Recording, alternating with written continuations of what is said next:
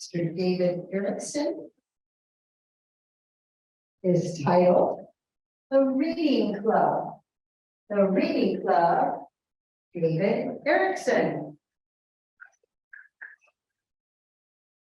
How many of you, by a show of hands, have fond memories of junior high or middle school? How many of you have some not so fond memories of junior high or middle school? Ms. Contest Master, fellow Toastmasters, and welcome guests. I too have several memories, both good and bad, from those days. What I'm here to share with you tonight is one of my favorite memories from junior high. Back when I helped form the Reading Club with 3 other friends from our neighborhood. Now, we all attended the local junior high. We had our math, our science, our arithmetic and reading, all that good stuff. But we thought there was more to the world, more for us to learn than just the subjects in school. So an opportunity hit. It was me, my friend Mike Stephenson, who lived about a block away, and John and David Thrailkill. They lived catty corner to us on our court. We were over at their house. We liked their house because their dad raised them. Mom was out of the picture. So we had a house to ourselves in the afternoon with no parents around. So one of the afternoons, John and David Thrailkill decided to show us something. They took us to their dad's room, took us to the closet, and lo and behold, this was the start of the Reading Club.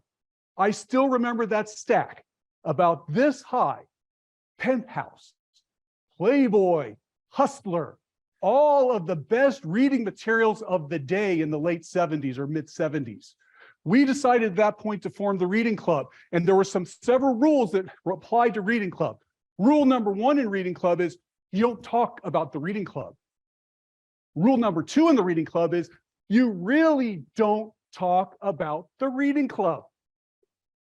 Okay? Some other rules formed from this club before we even touched that stack of magazines that were like a sheath of gold looking at us. Rule number 1, everything must go back exactly the way it was. We must have the order correct of the magazines because we all believed in private property rights. We wanted Mr. Thrailkill to be very happy with his magazines and not know that we were there, of course. Rule number 2, only one person was going to touch the magazine and open it and do everything we need to do. We need to make sure we open the pages, no folds, no tears. And if there's any sort of centerfold to open for our amusement and for our learning pleasure, one person would do it to, again, keep everything pristine so we wouldn't ruin anything in that room. Well, Reading Club went along pretty well for about 3 or 4 weeks. About 3 days a week, we'd go over there and we'd have a blast. My friend Mike, he was the best at reading the stories. He would start reading one of the stories in the magazine and he'd emphasize just the right word or phrase.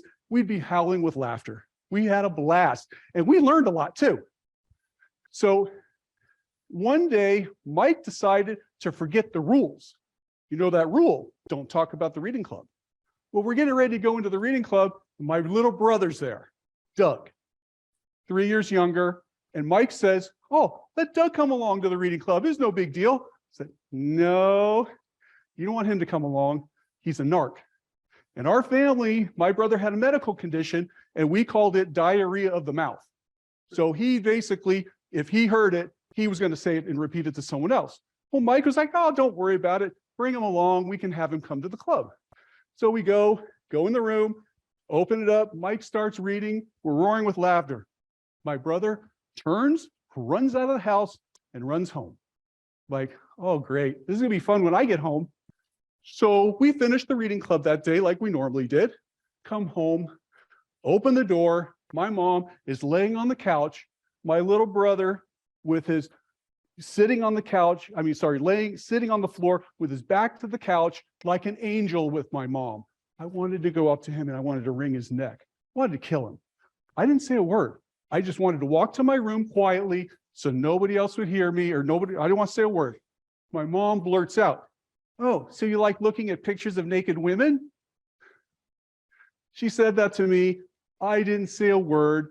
All I did was keep going and walk to my room. One unfortunate incident, though, is my brother shared that same room with me. So I had to put up with him in that room also. So one piece of advice I have for anybody, as a family is have a house big enough so each kid gets their own room. It makes life a lot easier in some ways. So I was embarrassed, but the reading club persisted. We just kept it quiet. Mike didn't open his mouth to anybody else at that point. And so it went along a little while longer. But see, Mike didn't have a problem with Doug because he didn't get embarrassed. It was only me. So now what goes around comes around. A few weeks later, Mike's going to have a camp out in his backyard. We're going to have a tent in the backyard, going to have it set up. And of course, you know, it's so that we can go out and do stuff in the middle of the night. We were not bad kids, but you get into a little bit of mischief and a little bit of trouble. So what's he say? Let's let Doug come along. No. But as Mike's house, Doug came along. Well, we had a stealth mission that night, middle of the night. And I'm not proud of this, but I can tell you in junior high, you think pretty highly of something like this. We decided it was time to go pee on 3 doors, middle of the night. Mike peed on the Thrailkills door. Doug peed on the Mitchell's door. I was next door with the Spanish-speaking people that we knew, and I just peed on that door. Everything went fine, went through the night, and everything was good till the next week. Go to school, and guess what Doug did? He let the Thrailkill boys know exactly what happened. He told them how Mike had peed on their door. So then Saturday rolls around, his dad, the Thrailkill's father, goes over to the Stephenson's house. Mrs. Stephenson has company that day. He said, knock, knock, knock. Well, Mrs. Stephenson, your son pissed on my door. I think you should clean it up in front of company and everything. She was horrified. But the best thing for me, what I got out of it, from my front window at my house inside, I could see him on his hands and knees with a bucket and a brush, brushing off that door and getting the urine off of there. Guess who never got invited again to any other event we did? Not my brother.